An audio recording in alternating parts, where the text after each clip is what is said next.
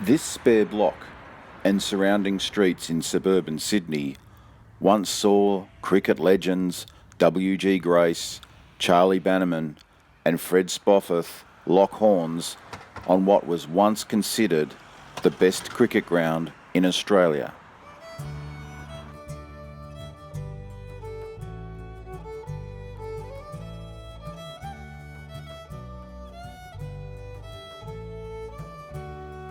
In Sydney in the 1860s, the major cricket teams were not classified by suburban affiliation, but consisted of sporting clubs, including the Belvederes, the Carltons, Surrey United, the Warwicks, and the all-powerful Albert Cricket Club.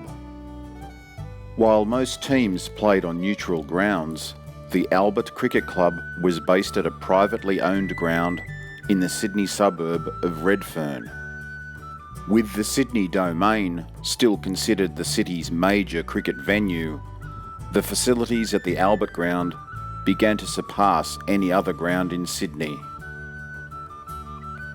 Opened on the 26th of October 1864, the Albert was fully enclosed with a paling fence surrounding the perimeter. A players' pavilion was built on the northwestern corner with a large grandstand along the ground's entire northern side and a hill with temporary shade structures on the eastern side. Increasingly, major matches were scheduled at the Albert Ground, with the first being between New South Wales and Victoria in 1871, and it was confirmed as Sydney's major ground, hosting intercolonial matches for the next few years.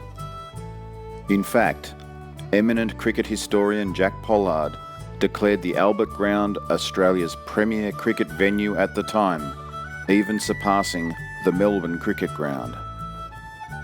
In the summer of 1873-4, the Albert attained international status when England's W.G. Grace brought a team to Australia, with New South Welshmen Dave Gregory, Fred Spofforth and Charlie Bannerman taking on the might of England.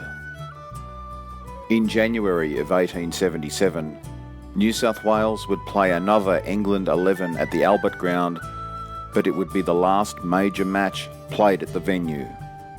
Increasingly, the New South Wales Cricket Association had become wary of the Albert Club's growing influence and feared that it was rapidly becoming a Sydney equivalent of the influential Melbourne Cricket Club. The association continued to hire the Albert Ground for major matches, with the Albert Club taking their usual 20% cut. But the association had ulterior motives, building a war chest to base future matches at the little-known Garrison Ground across town in Moore Park, which would later become known as the Association Ground and eventually the Sydney Cricket Ground.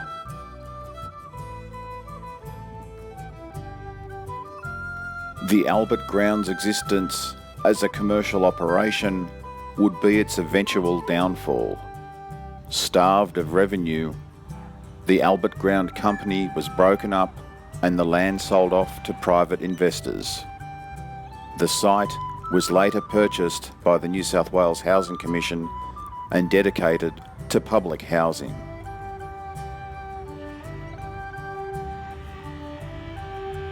Thanks for watching. Don't forget to like and subscribe.